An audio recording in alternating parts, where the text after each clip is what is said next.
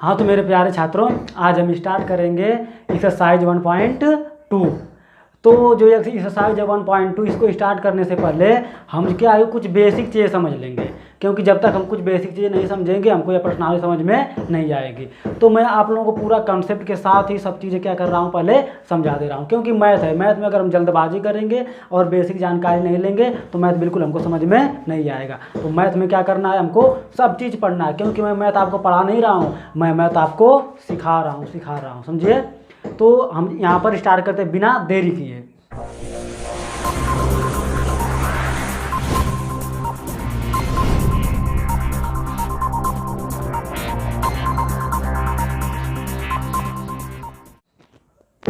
तो हमको सबसे पहले यह जो प्रश्नावली है उसमें पढ़ना है अंक गणित का आधारभूत प्रमेय। क्या पढ़ना है हमको? अंक गणित का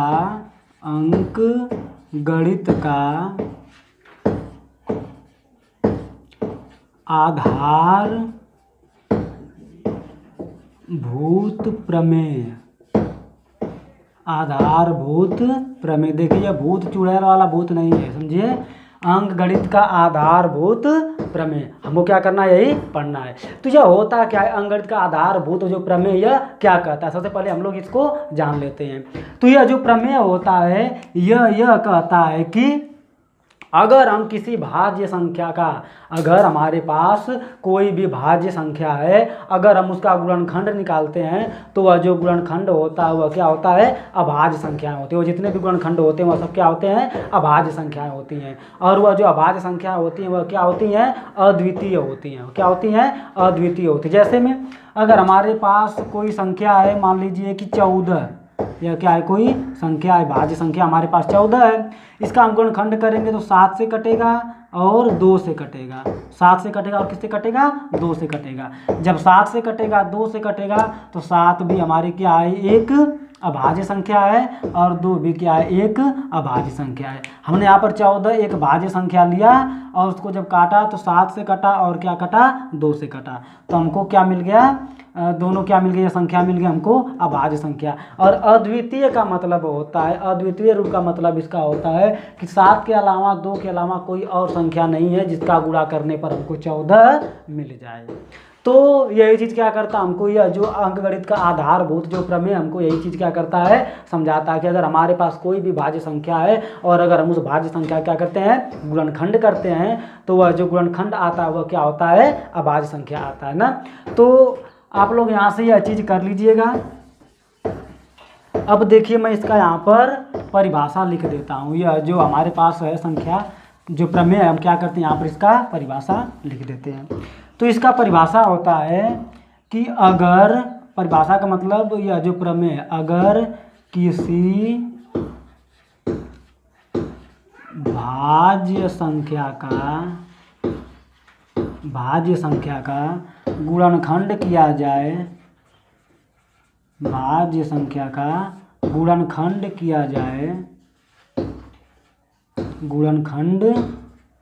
किया जाए,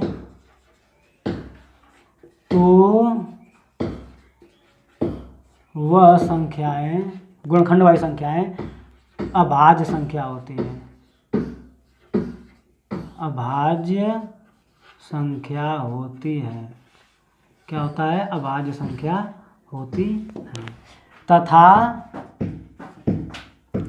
अद्वितीय होती हैं, अद्वितीय का मतलब उसके अलावा कोई और संख्या नहीं होती है जिसका गुणा करने पर हमको वह संख्या मिल जाए। तो यह होता है हमारा अंक गणित का आधारभूत प्रमेय होता है कि अगर किसी भाज्य, कोई भी भाज्य संख्या है, अगर हम उसका गुणनखंड निकालते हैं तो हमको क्या मिलता है, अभाज्य संख्याएं मिलता है। तो देखिए हमको यहाँ पर 2 चीज़ मिला, एक मिला भाज्य संख्या और एक क्या मिला हमको यहाँ पर अभाज्य संख्या। एक भाज्य संख्या और एक अभाज्य संख्या। तो हम जान लेते हैं कि भाज्य संख्या क्या होता है और अभाज्य संख्या क्या होता है ना।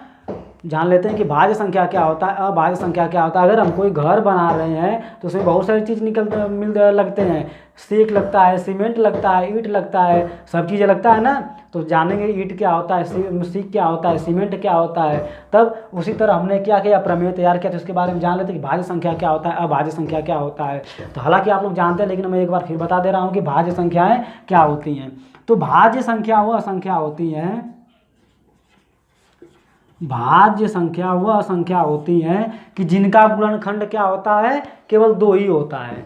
नहीं, 2 नहीं होता है, जिसका गुणनखंड 2 से अधिक होता है। क्या होता है, जिसका गुणनखंड 2 से अधिक होता है। यानी हम कह सकते हैं कि जो भाज्य संख्या होती है यह एक और खुद के अलावा और भी संख्याओं से क्या होती है, कट जाती है। देखिए जैसे में अगर हमारे पास क्या है, 6 है, हम ले लिए 6 किससे कटेगा, 1 से कट सकता है, 2 से कट सकता है, 3 से कट सकता है और खुद 6 से कट सकता है। इसे गुणनखंड देखिए 2 से अधिक है। और अभाज्य संख्या क्या होता है, इसको देख लेते हैं। अभाज्य संख्या क्या होता है, अभाज्य संख्या वह संख्या होती है, जो अभाज्य संख्या होती है वह संख्या होती है कि जिसके केवल 2 ही गुणनखंड होते हैं और केवल 2 ही होते हैं। यह सिर्फ 1 से कटती है और खुद से कटती है, और बाकी कोई भी संख्या इसको काटने की हिम्मत भी नहीं करती और किसी से कटती भी नहीं है ना। तो यहाँ पर क्या हो गया, अभाज्य संख्या। जैसे में हम ले लिए 2 किससे कटेगा, सिर्फ 1 से कटेगा और खुद से कटेगा। ले लिए 3 किससे कटेगा, 1 से कटेगा और खुद से कटेगा। तो जो संख्याएं 1 से और खुद से सिर्फ कटती हैं वह संख्याएं होती हैं अभाज्य संख्या, और जो संख्याएं 1 और खुद के अलावा भी की संख्या से कट जाती है वह क्या होती हैं, भाज्य संख्या हो जाती है। अब इसके बाद नंबर आता है यहाँ पर गुणनखंड, कि गुणनखंड क्या होता है। हम तो जानते हैं कि गुणनखंड निकालना जानते हैं, बाकी सब चीज़ें जानते हैं, लेकिन गुणनखंड का मतलब क्या होता है, हम थोड़ा इसको जान लें कि गुणनखंड क्या होता है। एक होता है गुणनखंड और एक क्या होता है, गुणज होता है। तो जान लेते हैं कि गुणनखंड क्या होता है और गुणज क्या होता है। यहाँ पर कर देते हैं गुणनखंड, और यहाँ पर कर देते हैं गुणज, यहाँ पर कर देते हैं गुणज। एक जगह हमारा हो गया गुणनखंड और एक जगह हमारा क्या हो गया, गुणज हो गया, 2 चीज़ हो गया।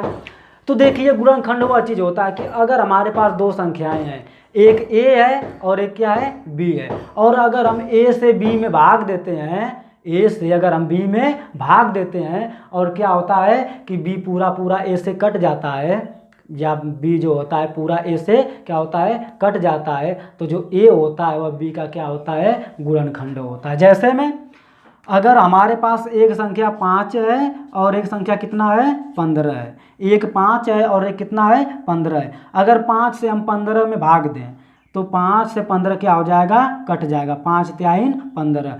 तो यह जो 5 होगा वह क्या होगा, गुणनखंड होगा किसका, 15 का। यह 5 से अगर 15 में भाग दिए तो 15 5 से पूरा कट जाएगा।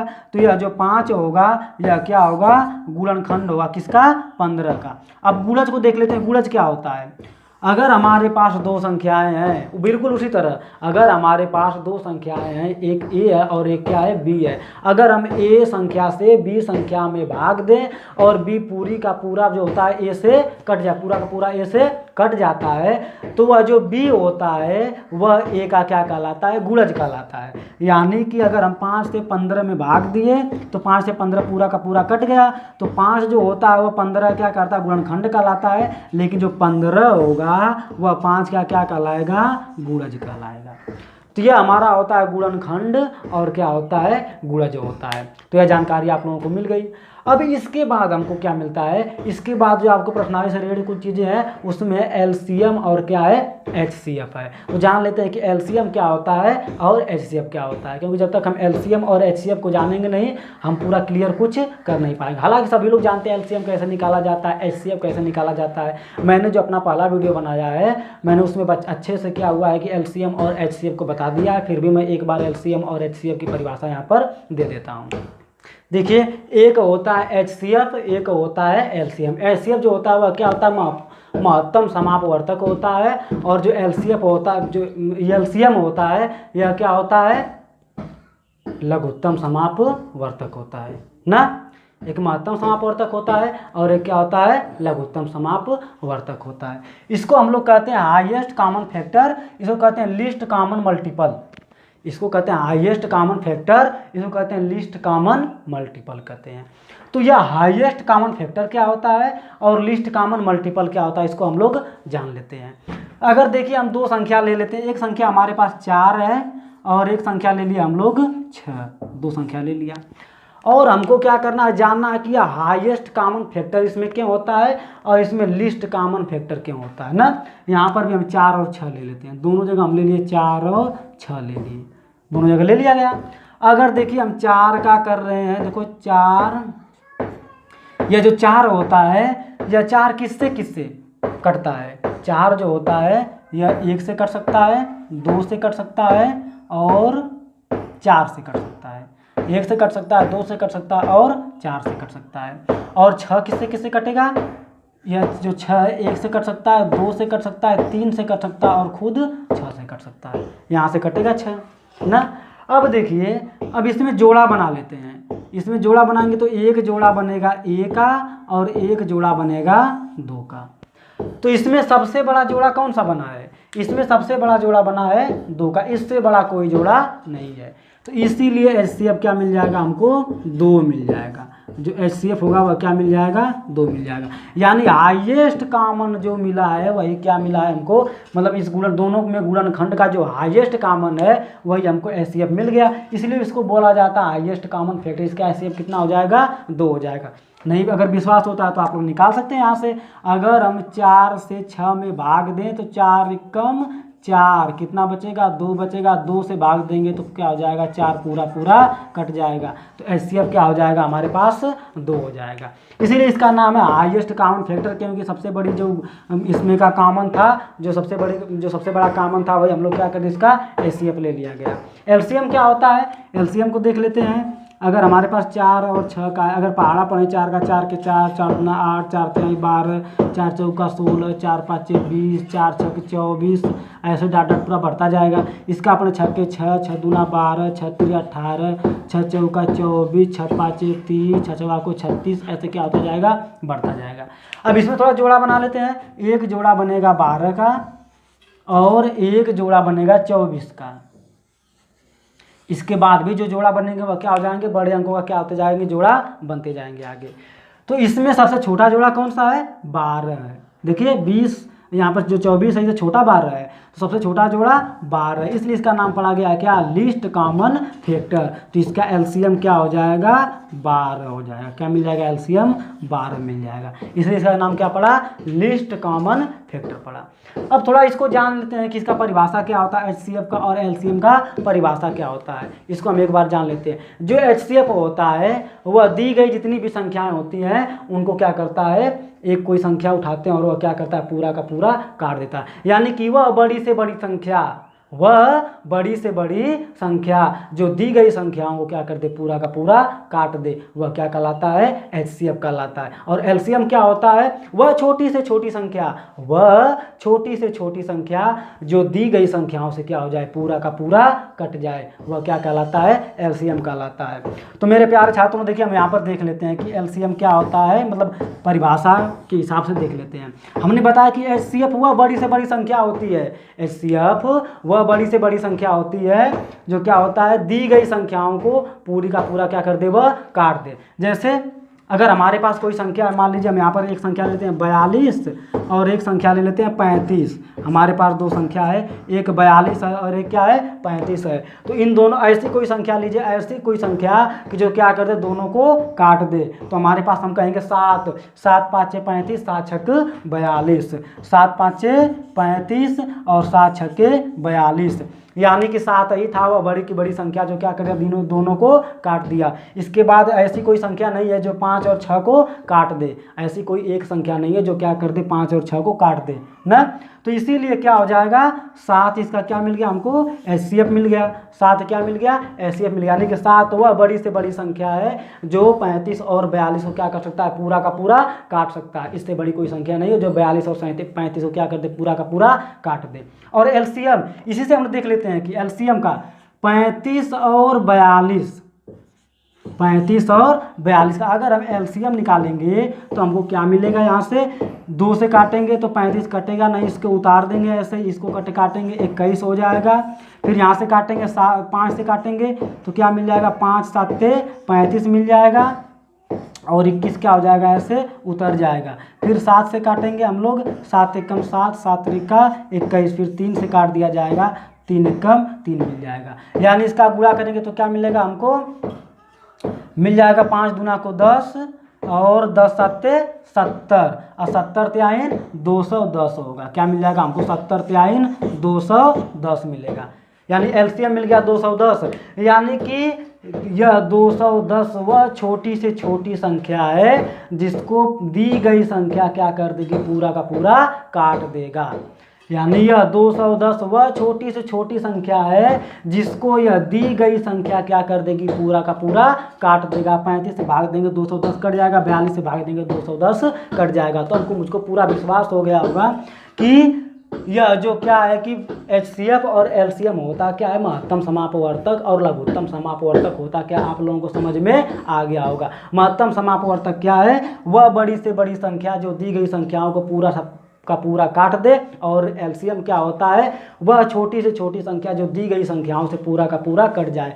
देखिए यह बड़ी से बड़ी संख्या है जो इनको पूरा का पूरा काट देती है, और यह छोटी से छोटी संख्या है जो इनसे क्या होती है, पूरा का पूरा कट जाता है। यह होता है एचसीएफ और एलसीएम होता है। तो मेरे प्यारे छात्रों, मुझे विश्वास है कि आपको यह चीज़ जरूर समझ में आई होगी। अगर जरूर समझ में आई होगी तो एक सब्सक्राइब तो बनता है, लाइक तो बनता है, शेयर तो बनता है ना। हाँ, तो मेरे प्यारे छात्रों, अब देखिए एलसीएम और एचसीएफ संबंधित मैं कुछ इनकी खूबी बता देता हूँ।